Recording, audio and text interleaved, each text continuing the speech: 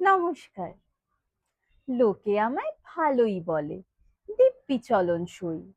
দোষের মধ্যে একটু নাকি মিথ্যে কথা কই। ঘাটশিলাতে যাবার পথে ট্রেন ছুটেছে যখন, মায়ের কাছে বাবার কাছে করছি বকম বকম।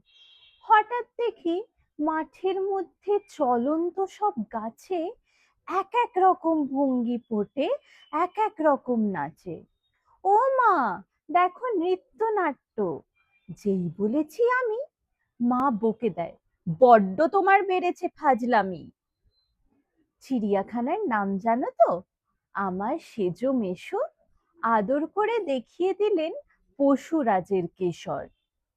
কদিন পরে চুন খসানো দেওয়াল জুড়ে এ কি অবিকল সেই রকমই মূর্তি যেন দেখি।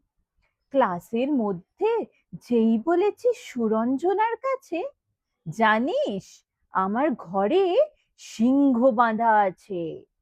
শুনতে পেয়ে দিদিমণি অমনি বলেন, শোনো, এসব কথা আর যেন না শুনি কখনো।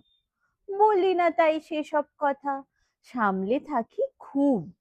কিন্তু সেদিন হয়েছে কি, এমনি বেয়াকুব, আকাশ পারে আবারও চোখ গিয়েছে আটকে, শরৎ মেঘে দেখতে পেলাম রবীন্দ্রনাথকে।